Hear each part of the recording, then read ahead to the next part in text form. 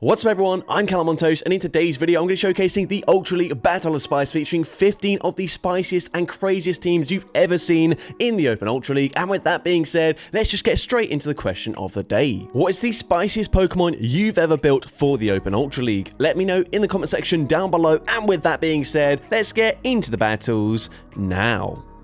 Let's go into the first battle. We've got a triple mushroom theme team, and honestly one of the worst Pokemon we could possibly see in the lead with a Tentacruel, which is of course going to resist the Force Palm damage from this Breloom. Going to take neutral damage from the grass typing. However, we do have Shiinotic in the back, which is going to take double super effective damage from the poison typing. We swap into a Amoonguss. We tank the Sludge Wave to the face actually quite well there. We're now going to fire off a Grass Knot, and Grass Knot is going to be shielded by the Tentacruel whilst they swap into a Zygarde. So of course, we should be able to reach another Grass Knot. It's not going to do much damage. It is only neutral damage. Zygarde, one of the bulkiest Pokemon in this meta, and they can go for a huge farm down. But we've got Shiinotic, and Shiinotic, this is a level 51 best buddy boosted Shiinotic. It actually only just barely reaches the 2100 CP range, but we can wall this Zygarde completely. However, we do have to bear in mind they've still got a Poison Jab Tentacruel in the back, so we kind of have to shield at some point, and we do shield there. The opponent swaps back into Tentacruel, but we've got back-to-back Seed Bombs. We fire off the first one, grab the final shield. The second Seed Bomb should be enough damage to get the KO there,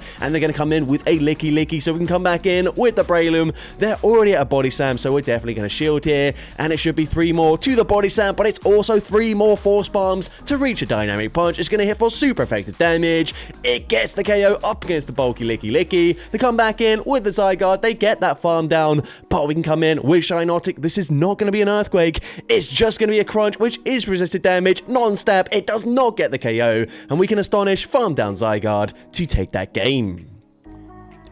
Into the next battle, we're going to see a triple shiny team here with Heliolisk leading into Poliwrath. They actually swap and catch the Breaking Swipe onto Giratina, which is absolutely fine with us. We're now going to fire off another Breaking Swipe as we can outpace them to the second move here. Breaking Swipe number 2 is going to be no shielded. We then swap, we catch the move onto our shiny Crocodile, which is a really cool shiny, by the way.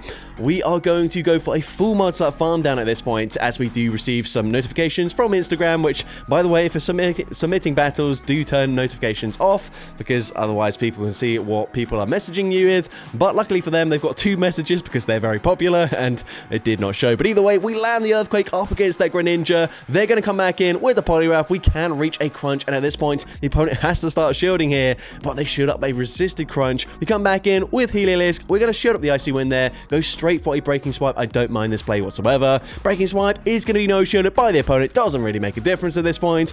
We can come in with the Crocodile, force the opponent to throw their energy here. Otherwise, we could just go for a Mudslap farm down. Icy Wind takes us out. We come in with the Arbor Lever there, and the opponent just concedes the match. So going into the next battle, we've got a triple Alolan theme team here with Alolan Exeggutor in the lead up against this Galarian Moltres. And honestly, great to see it there. The opponent's going to Safe Swap into a Registeel. We can come in with our purified level 50 Alolan Dug Trio, shield up the first Charge Move as they full send the Focus Blast there. Of course, if they went for a double resisted Zap Cannon, they do have a chance to debuff our attack. However, very risky. We're now going to go for a Mud Bomb. We could have gone for back-to-back Mud Bombs there, but instead, it looks like we're going to shield once, or shield twice, sorry, and then go for a full Mudslap farm down, coming up with so much loaded energy. They come back in with the Moltres. We are full sending Return right here. Return is going to be shielded, unfortunately, but it doesn't matter as we can snipe with Alolan Exeggutor, go straight for the Draco Meteor, get in the one shot there, but they come in with a Tentacruel, and they do get a full Poison Jab farm down. We can come in with the Alolan Marowak, and we are running Hex here, so not that bad. We can generate energy slightly faster than with Fire Spin, and of course Hex is going to hit for neutral damage rather than resisted damage here. We can fire off a Shadow Bone. Shadow Bone not going to do too much damage, and the opponent is going to perfectly overfarm here, throwing just before we reach the next Charge Move. Scored, gets the KO there, but we are just 2 Mud Slaps away from another Mud Bomb, and of course, up against the Tentacruel, Mud Bomb gets the KO, and we're able to take that game. Into next battle, another Galarian Moltres in the lead, but this time we're running the Darmanitan, we are going to be outpaced to the Ancient Power there. Going to shield that up, fire off one Incinerate, throwing on good timing, and then going for a Rock Slide. Rock Slide going to hit for super effective damage. It does grab a shield, and we can outpace them to the next charge move as well, going straight for Rock Slide number 2, grabbing both shields before eventually just getting fully farmed down there. We're then going to come in with our Alolan Golem. The opponent throws a charge move here, and they actually just go for a Brave Bird, which is double resisted. That really did not make any sense whatsoever, but now we can full send the Wild Charge. Wild Charge does some decent damage. Honestly, it does not do as much damage as I was expecting, but we can now swap into Bewear here. Of course, we are hitting for resisted, well, double resisted Shadow Claw damage, but a superpower should be enough damage to get the KO from this range. We're going to no shield again. They're just going straight for Body Slam here, which is fine with us. We go for one extra Shadow Claw, fire off the superpower. Superpower gets the KO there. They come back in with the Moltres. We are resisting the Sucker Punch damage, and we will now be double debuffed after firing off superpower number 2. They're going to come in with a Typhlosion, but it just does not matter at this point. We can commit to the Stone Edge, and of course Stone Edge up against Typhlosion easily gets the one shot there, and we're able to take that game. Into next battle, we've got Zarude into a Zygarde. So you'd be mistaken here if you thought, oh, maybe this is the Open Master League. No, this is the Ultra League here. Zarude, obviously not nearly as good in the Ultra League, but Zygarde's still very dominant in the Ultra League. So we're going to go straight for Power Whip. Power Whip honestly does not do much damage at all.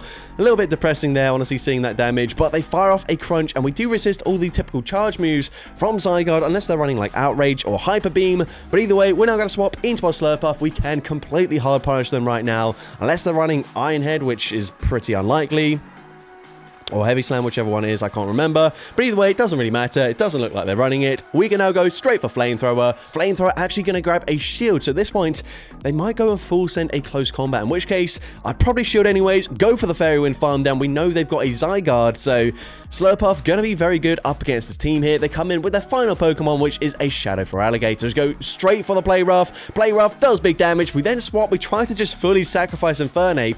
It doesn't work out, but they do end up swapping out anyway, so not the worst thing ever, and they just go for a Bulldoze. Bulldoze, such a bad move there. We can now full send a Close Combat. Close Combat does big damage, and actually puts them into 5-spin farm down range, and we don't really give much energy away to the Shadow for Alligator either, which is pretty good for us. At this point, we're going to come in with Zarude. We're going to shield here as they go for a Hydro Cannon, and we can just barely outpace them to the Power Whip. So Power Whip will be coming through. It's going to grab the final shield. We then swap. We try to snipe with our Slurpuff. However, they're already at another Hydro Cannon, so we just sacrificed it, but they are in perfect farm down range for 5 Vine Whips to take out Shadow for Alligator, and we're able to take that game. Into next battle, we've got a triple Shadow Hoenn starter team with Sceptile in the lead, going straight for the Leaf Blade. Leaf Blade is going to do about 50% of their HP, and they will throw just before we reach the next charge move. So at this point, we're going to shield. They do bait with a Swift, which would definitely not KO, where honestly it would do quite a lot of damage. Shadow Sceptile is fairly glassy. We go for Leaf Blade number 2. We can grab a shield back, and at this point, we're not going to double shield. The opponent full sends the Moonblast this time around, taking us out there, and unfortunately we do go down. But we're going to come in with the Shadow Swampert.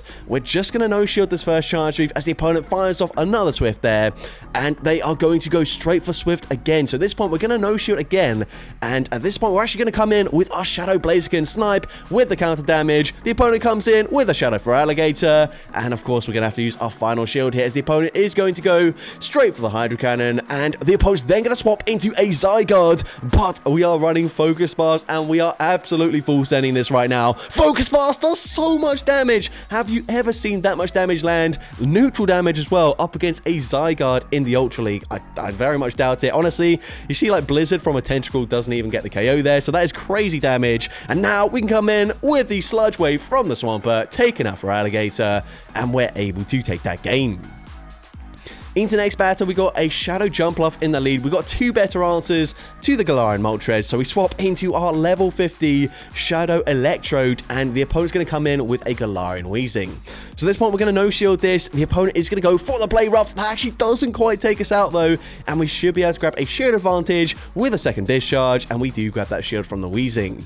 At this point, we are going to wait up the switch clock here, come in with our level 50 Shadow Jumpluff, and we are running Acrobatics and Energy War, it looks like. So unfortunately, they do outpace us to the move, but it's just another Play Rough. It's not the Overheat. We can come in with a Thunderfang Shadow Mightyena and go for the farm down there. The opponent comes in with Moltres before realizing they're taking super effective damage, and then swapping into a Feraligatr, which is even worse for them as we fire off the Crunch. Crunch goes unshielded. We're now going to use our first shield here on the Hydro Cannon. We get the Thunderfang farm down. They come back in with their final Pokemon, which is Galarian Moltres. And at this point, we are going to shield. They go for an Ancient Power bait, but we can full send a Play Rough. Play Rough, not typically used on the Shadow Mightyena, and it catches the opponent off guard. They no-shield that, and we're able to take that game.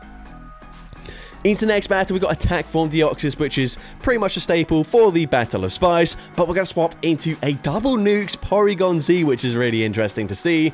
We're now going to go straight for the Blizzard here, and the opponent does not respect the damage. It puts them into hopefully lock-on farm down range. However, Giratina has a massive HP stat, so even though we are dealing 1 damage with each lock-on, unfortunately, it's still going to be a very awkward farm down. So we're going to shield this up here. You can see our Switch Clock is popping up, and we are going to just fully sacrifice the Deoxys here. So that is a bit of a shame. Dragon Claw actually doesn't quite get the KO there, but it's a simultaneous KO. And at this point, we are very low on our Porygon-Z, but we come back in with it anyways, and now we are full sending the Zap Cannon. Zap Cannon also gets the one-shot there, and they come in with a Grand Ball. Now, we are down a shield up against a Charm user. However, if we can spam these Tri-Attacks and start getting some debuffs, maybe we can pull this off. We're going to go straight for Tri-Attack. Number 1, Tri-Attack is going to grab the first shield, and we do get that debuff instantly, which is very nice for us. We can go for Tri-Attack number 2. At this point, we should be grabbing the final shield from the opponent, and another debuff, which means a third Tri-Attack is probably going to be enough damage to get the KO here. Tri-Attack does take out the Grand Ball, and we're able to take that game. Into the next battle, we've got a triple Sneasel Evolution Line theme team here with Weavile in the lead up against a Shadow Golurk. So this is a slightly positive matchup for us, even though we do have the type advantage. These Mudslaps do chunk quite a lot, but we can go straight for Triple Axle, boost up our attack here. The opponent fires off a Shadow Punch bait there, and they swap into a Registeel. So at this point, we bank a Charge Move. I don't mind that play whatsoever before swapping into our Sneasler. Now, Sneasler, not very bulky, but we can hang on, living the Zap Cannon damage there, and we can reach very close to back-to-back close combats. First one coming through is going to do big damage, but it doesn't quite get the KO there. Are we going to shield? Yes, we are going to shield as they go for a Focus Blast. We get the farm down there, and we're just going to blind throw an Aerial Ace here, expecting maybe the Golurk would come in, but no, it's going to be a Cobalion, but they shield anyways before going for a double kick farm down. We're going to come in with a Shadow level 50 Sneasel. Hisuian Sneasel, by the way, going to let the Stone Edge go through there, and the opponent does not make a catch, so we can full send the Close Combat. Close Combat easily gets the one-shot there. We can swap back into the Weavile, sniping with a Triple Axle up against the Golurk, and it gets the KO there to take that game.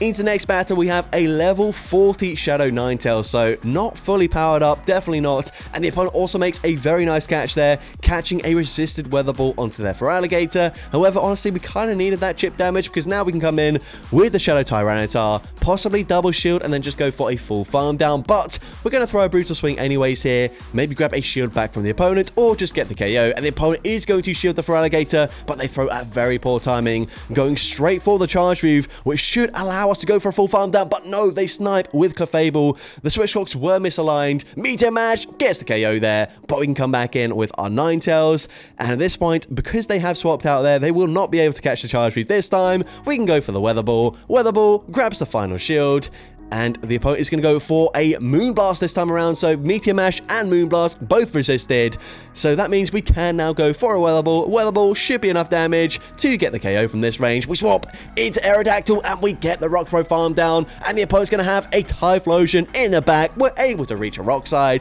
and of course Rock Slide going to hit for super effective damage. It easily takes out the Typhlosion, and we're able to take that game.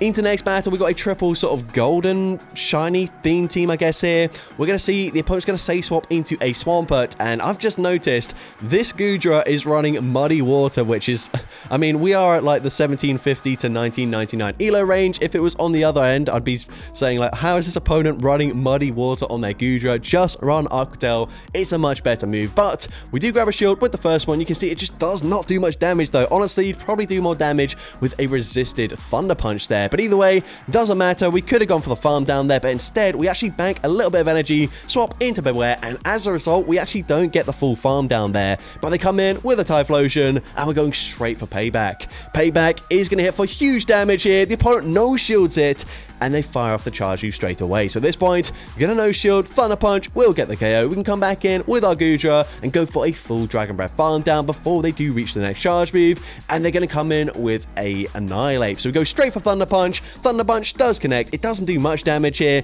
but honestly, this might be where Muddy Water comes in clutch for us, as we go straight for Muddy Water this time, grab a shield, and we do debuff their attack, which means we can very safely let this move go through here.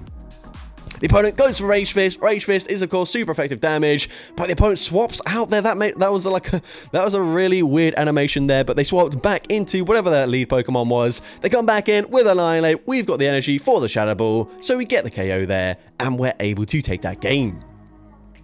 Into next battle, see a Shadow Primeape in the lead into our Unova Stunfisk. Now, Unova Stunfisk, not the spiciest Pokemon ever, especially with the buff to Thundershock this season, but still in the Ultra League, you don't see it that often. We are going to see a close combat coming through. Then the opponent makes a very nice catch there, catching a resisted Mud Bomb onto Meganium, but we can come in with Sunflora, another level 50 Pokemon.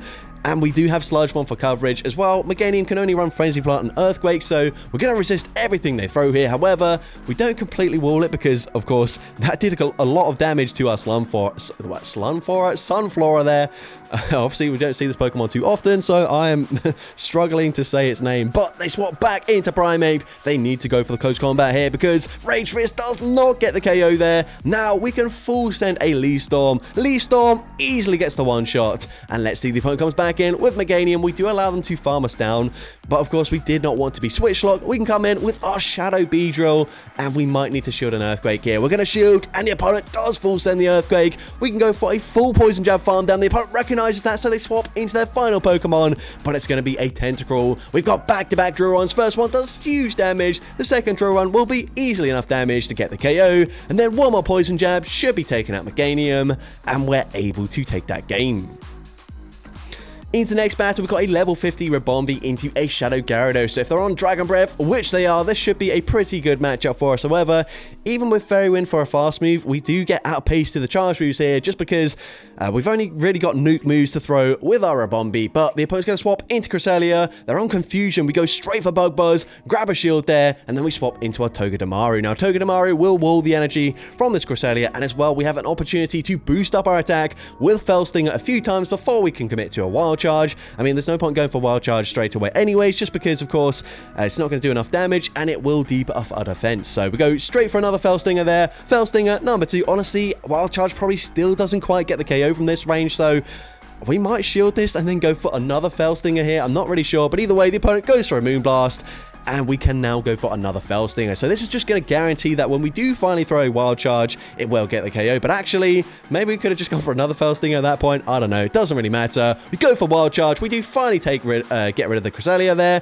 They can't really come back in with the Gyarados because, of course, we are like triple boosted at this point. So they come in with the Registeel, but we're able to reach back-to-back Wild Charges. The first one did big damage. We're now going to swap into Ribombee. Basically, just force this Registeel to throw their energy, which is a really nice play there. Of course, they can't farm us down. So now we can come in with our Kingdra, of course. Typically would struggle a bit up against a Shadow Gyarados with Dragon Breath. However, this Gyarados has been chipped a little bit with the damage from the Ribombee. So at this point, we're going to shield this up here. The opponent does go for a double resist Aqua Tail, which is unfortunate, but we commit to a full farm down here. We come out with a ton of loaded energy. We go straight for Octazooka. Octazooka, not the best move. However, we are just barely able to reach another Octazooka up against the Registeel, and Octazooka gets the KO there, and we're able to take that game. So going into the next battle, we've got a Shadow Groudon into Feraligatr. Now, honestly, this team is pretty weak up against a Feraligatr in general. Of course, Feraligatr could be running Ice Beam, in which case Tyranitar is also going to struggle. But either way, I'm going to shield the first charge move here, then bait with a Fire Punch. So Fire Punch coming through. Fire Punch is going to be shielded by the opponent. Even though we did not see the shield animation, they definitely did shield. Now, we're going to swap into Tyranitar. It's just a Hydro Cannon there. And now we can fire off a Crunch. So Crunch should be enough damage to get the KO from this range, but the opponent's going to double shield their Feraligatr, and at this point, we're probably just going to let the Tyranitar go down.